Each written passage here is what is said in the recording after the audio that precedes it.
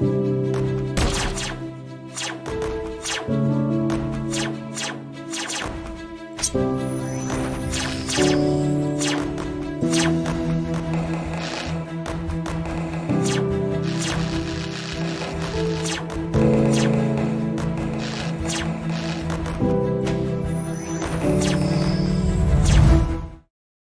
got to say, while the intro was rolling, I was checking it out over here, and I'm looking. Hi, everyone. Welcome to DG360. Hello to the fam here who's live. Hello to everybody on YouTube. I hope everybody's doing okay, man. I just missed you guys all week, and I'm just so glad to be back. You don't even know. Like, I just love it. I wish I had more days I streamed. If you're wondering about the stream days, go to the schedule on my Twitch channel, and you can find when I'm live. But I was checking out the Inside Star Citizen show here, and I see 14 minutes, and I was like really happy. While the intro was playing, I looked over. I'm like, oh wow, 14 minutes. And then I saw the title, and I was like, Persistence Existence. I was like, okay, we have been talking a lot lately about game design and how Cloud Imperium and the developers, when we had Elliot that chilled with us about 2 Inside Star Citizen reviews ago. And Elliot's responsible for a lot of the work we saw in that particular episode, which was awesome to see him in here, listening to our opinions. That was really cool. And you don't see that a lot in the gaming world, where the developers sit with you and chill out and have a good time. And man, that gives me all types of really, really good vibes. I'm just going to have to applaud that here. Where are you at, applause? God damn it, applause. There you go. So it is cool to know that, like, people from Cloud Imperium are coming in and they're chilling out. You know, I would say that we're probably some of the most adult people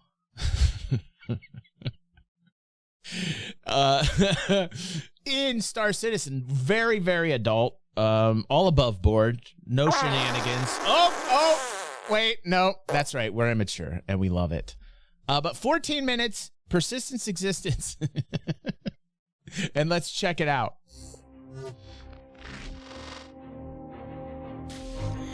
Hey all, Space Dad here, coming to you from a secret facility that we'll be talking more about next quarter. Now, Alpha 3.18 has a whole lot of features that players have been anxious for updates on. And while we'll get to all of them like we always do before this quarter is out, we wanted to take this week's show and slow things down a bit for an uninterrupted. There we go. We got a green screen. We're in the studio. Things are getting set up. Things are looking more professional. Ooh, yeah. I'm digging it. I'm digging that. They're listening. They're raising the bar. They're raising the bar. They're raising the bar up. Let's just hope they're not listening to morphologists about the A2. Unabridged chat about persistent entity streaming. What it is, how it's been going, where it's at now, and what's coming up next. And we'll get back to our normal features next week. But for now, please join me in welcoming Benoit Beauséjour, CTL of our partners at Turbulent, for what we're calling our very first PES report. So, Benoit, welcome back to ISC. To start things off, give us a nickel version of what Hold on, sorry about entity that. Streaming is. I had one of those Windows messages. My persistent entity apologies. streaming is a system that allows us to persist the entire game world and restore it from disk so that it's never lost and changes from players are meaningful. And what's that look like to the player? How will... Okay, you know how I know Benoit's doing a lot of work? Because it looks like he's literally aged 10 years. Listen, applause that he's doing work. But goddamn, let Benoit go out and have a vacation, Chris. God damn it, Chris. Give the man a vacation. He's clearly putting in serious hours. Like, let this man take a trip. His name is Benoit Beauséjour. Perhaps he would like to go to the motherland and look at the tower again. Look at the Eiffel Tower. Perhaps he would like to have a croissant, you know? Perhaps he needs some time. Jesus, Benoit. I feel so bad. Damn it. Players know if PES is working or not. They're gonna know because every time they come back to the same server, the state will be the same. So if you leave a ship, a can, or any kind of items in the world, they'll stay there. That's for sure. You blow up a door, it'll be blown on that server forever. But part of this is something that cleans up the junk afterwards, right? Yeah, some items will be covered under lifecycle management, which they'll get recycled, right? Because obviously we need some kind of janitorial system behind the scenes. But there also are discussions about gameplay to do that, to help players, to get players to help us clean up the game world. But yes, that's a new avenue that persistent entity streaming opens up. Did you hear that? To get players to do some of it, perhaps missioning as a fucking janitor, man. That's like fucking great. Listen, I said this since the very beginning of time.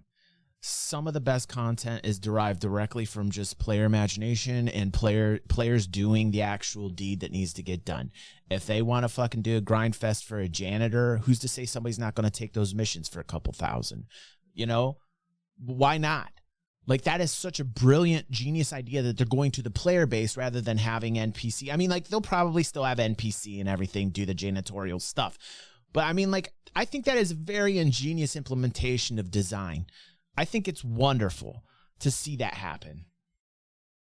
All right, so we brought everyone up to speed on what PES is. Let's get to the updates. Now, last time we heard anything was from Chris's letter from the chairman back in May, where we'd just dropped something on the ground, shut the servers down, brought the servers back up, and it was still there. What's happened in the last 3 months? Well, so the team, which is a fairly large team at this point, has been working really hard to get our first stage delivery to what we call game dev, which is our main branch. What that means is we've moved from a prototypical work branch into what everybody in the company is using to develop the game. And so that's the big achievement, is now the technology is in the game dev branch. So everybody is using it in day-to-day, day in, day out testing. So all the bugs appear, they're right in our faces. We fixed them right away. It's been a bit of a crazy time, but that's a big achievement in the last three months.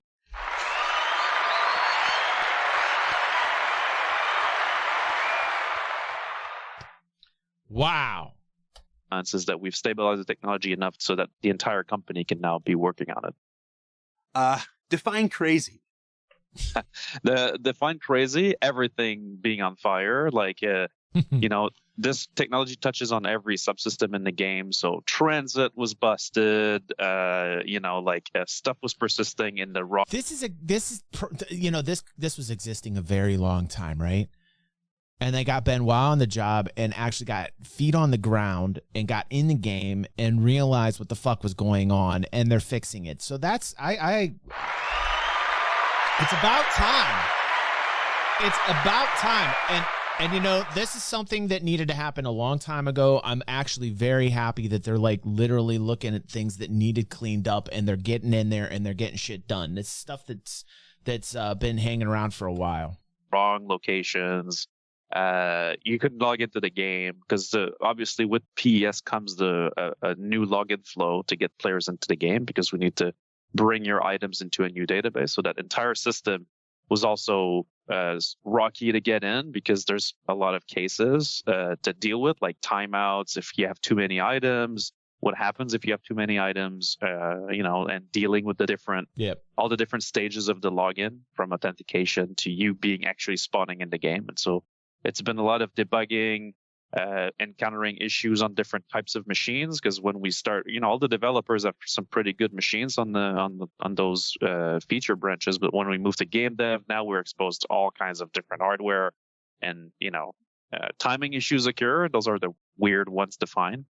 They're really difficult to trace, in fact. But so that's been the craziness, is getting exposed to way more machine types or users as well, right? Like the game requires a lot of resources to run when we develop locally, and so sometimes this has always been a really huge thing for PC gaming.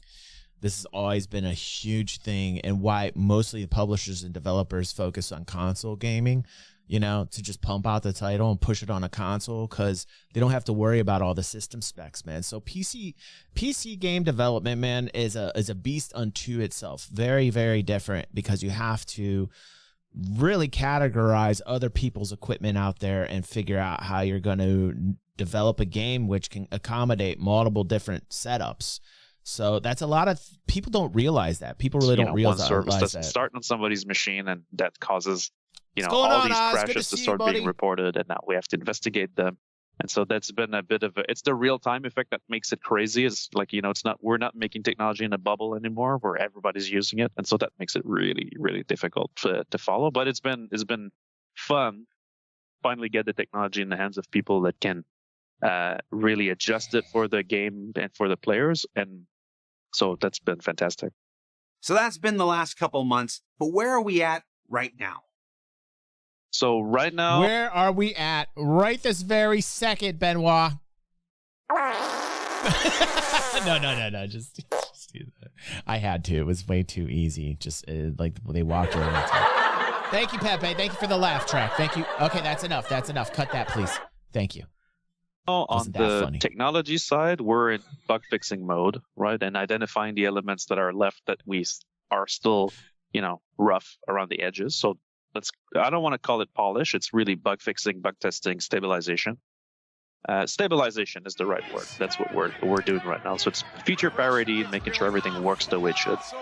What's up, Rep? Welcome to the fam, bro. On the other side, there's a new team that's taking in work, which is deployment teams, right? So this is taking the technology that we have working on a game dev build and locally and basically breaking it up into a lot of small services that run in the cloud. What's up, Loden? So the operationalization of the technology, really is, that's Jay. what we're really focusing on now.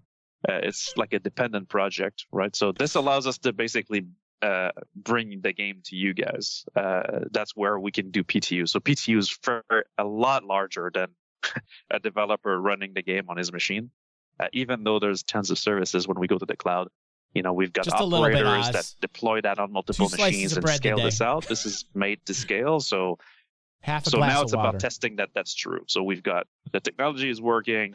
Now we're trying to scale it out to the cloud, see, how many users. Dude, this motherfucker is tired, man. Can I get an amen for Benoit, man? He needs something here. Yeah, stop. Can I get an amen?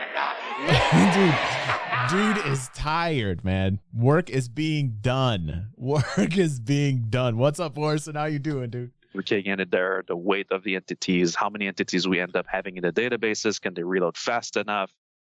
Testing all of the facets. Everything's of good the now that I'm here with you, dudes. But really getting this technology ready to be deployed for players to play on. Has the recent change in server player counts had any effect on PES testing or its development? Oh. Well, at first we thought it was going to have an effect, but the reality is the same amount of entities get stored, whether 100 players are simulated or 50. For the moment, there is no side effect to having more player caps because obviously there's more entities being changed, but ultimately for the same amount of players online, whether they're divided on 50, 100 players per server doesn't change anything for PS. Great. Awesome. But what's next? Where do we go from here? Where do we go from here? It's a straight line to deployment, right? That's the only thing that matters right now is to make sure that the technology can run in the cloud properly, that it scales out, that if we have more players coming in, either in a short period of time or in a long period of time, that we can, add more provisioning, add more machines to run it, making sure it operates well at scale. So when, all of you guys are online to make sure that everything's functioning properly, that we recover from errors. This tech comes with a lot more observability than the previous systems that we had. So good. They're going to be able to spot the bugs easier that way. Good. We have tons of graphs and data that's coming in from the system operating. Good. This is very good news. And we're, the teams need to get used to. This is the most quiet I have ever been, by the way, everybody. Can we? I know a couple of you out there are saying this right now. But literally, I think this is the most quiet I've ever been on any Inside Star Citizen ever, dudes.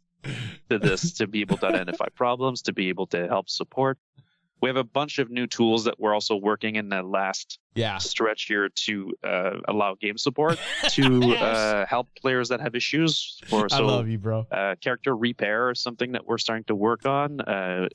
Mind the word here is not character reset, but character repair, which is something that we can now do that we could not do before. So that will allow us to not just destroy people's inventories and items, but really go and fix one issue on so that they can keep playing. So I missed it. What are we drinking on, by the way? Fingers, what are you cluing in on? What word is it that we have to drink to? Apparently, Fingers has his own drinking game going on. We're trying to get that in before we launch it because we think that would be very beneficial for if there are corruption events again. We're trying to. The technology is made to not have those, but better safe than sorry. But so that's really the work now is login flow and PES is just stabilization and deployment so that we can launch it. So it's beeline for 3.18 is all. It's like we're banging on it until it gets in properly. Now I know we don't.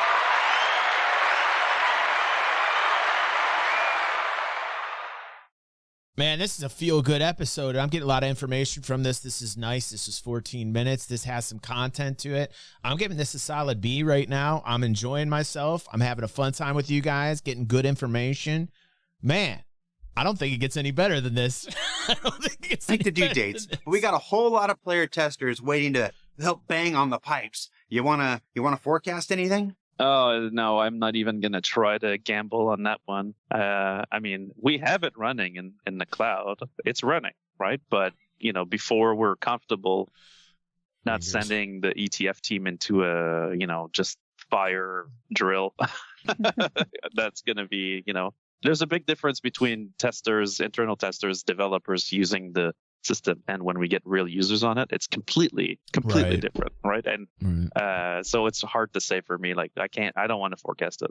That's fair. Now, before we let you go, I want to reiterate that PES isn't a traditional feature like players are used to. When it works, Star Citizen isn't going to look any different. It'll just be another step closer to functioning like we've always intended to.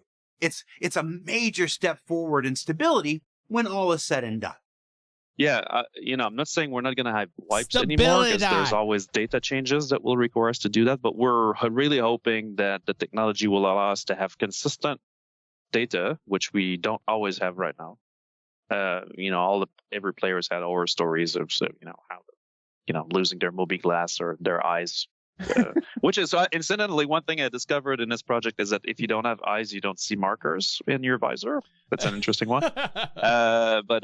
So trying to make sure that the data, the technology will make sure that the data is safe and sound. So obviously less corruption. So that's the first thing we expect. Second one, stuff will persist. And to be honest, at this time, we don't totally know what that's going to mean when we put real players in it. Right. So we do have life cycle systems and cleanups and all that stuff. Yes, we've planned for that, but we don't yet know what you guys will do with it.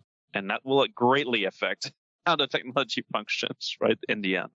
So what's going to happen, right, is what exactly we are seeing here. There will be some ridiculous shenanigans going on, and I say go for it. I say exploit the shit out of it. Let's see where its limits are. Push. And let's get these developers to keep their eyes on this so that they can accommodate the most object containers that they can. And they are dealing with these issues as they can see them better now. I'm expecting bugs to be fixed faster, which is nice.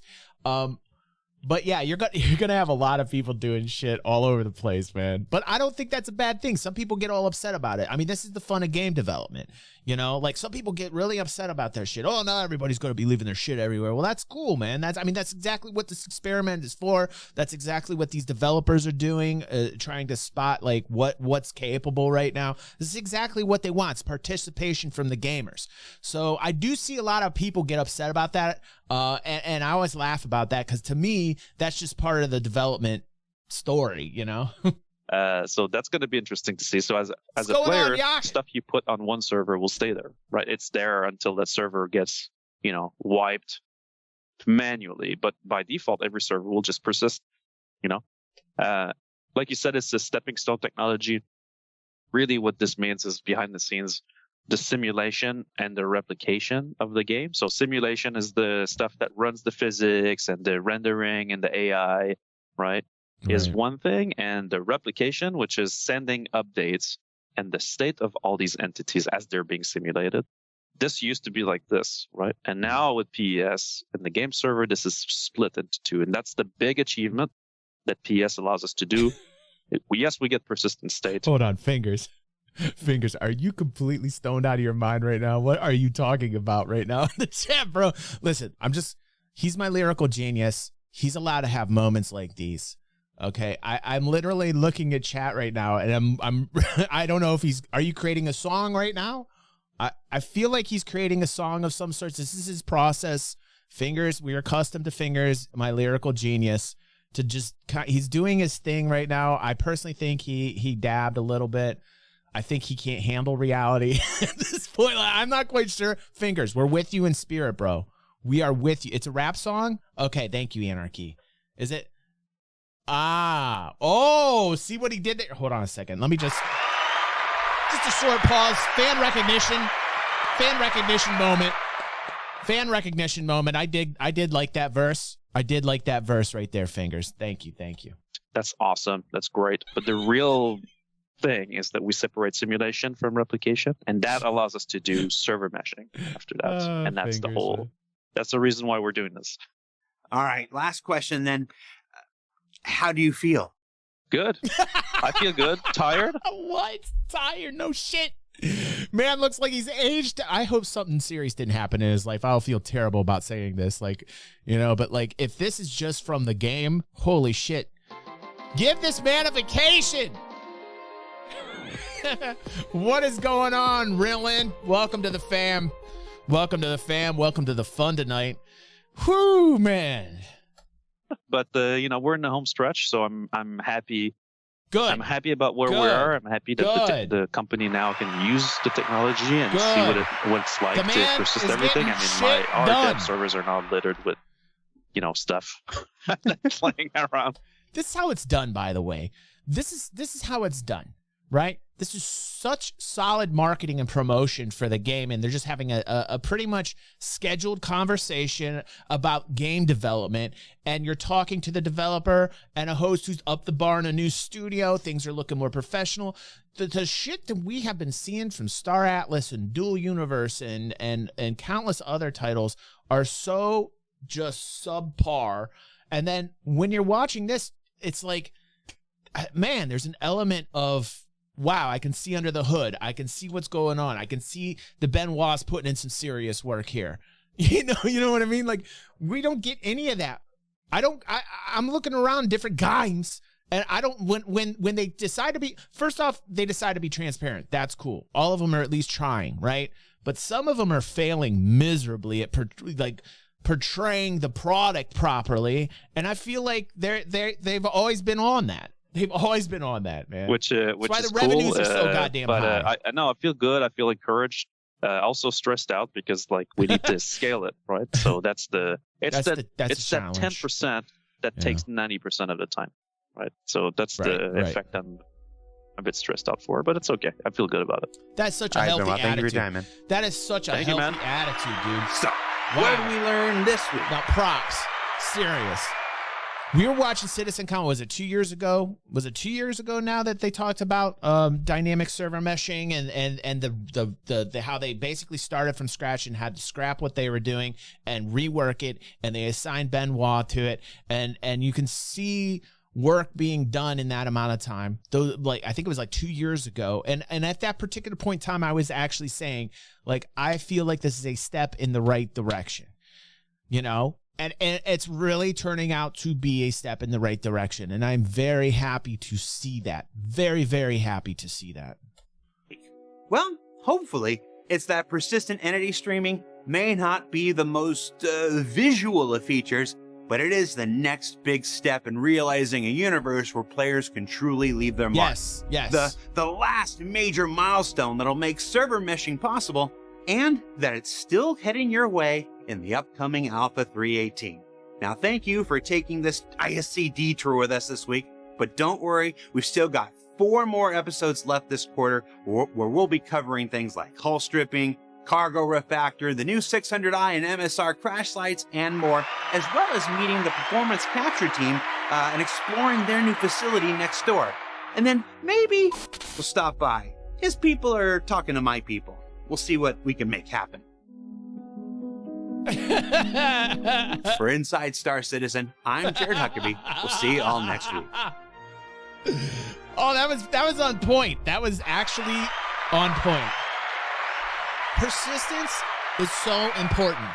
Like, to have a game that can literally keep objects and items where you put them is so important for creating organic player-to-player interaction, whether in trading or in combat. Persistence is super important for this MMO. For this to be the game we want it to be, literally shit cannot get changed unless other people move it and change it for you. And that is the whole dynamic behind creating organic player-to-player interactions in a game. That is game design 101, and they're pushing that design into the game. And if persistence really comes through and works the way we all perceive it, we want it to be, man, what a great game this is going to be. What a great episode this has been. This is probably the best episode of the season. 14 minutes long. Love the information on this. Thank you for joining us here on the Inside Star Citizen Review. If you like the show, if you're a fan of the show, definitely push that like button down below when this ships over to YouTube. Definitely hit the subscribe button. If you want like exclusive content, you can hit the join button on YouTube and get like really cool highlights and see great things from both the ISCR show and the morning show. So thanks everybody for showing up here. We do have an after party to go to. It's gonna be one hell of an after party as well. And we're sorry if you're on YouTube and you missed it. Go check out my schedule on Twitch. You can see us live, and hope to see you again. And let's get over to the party. Pepe, let's do it.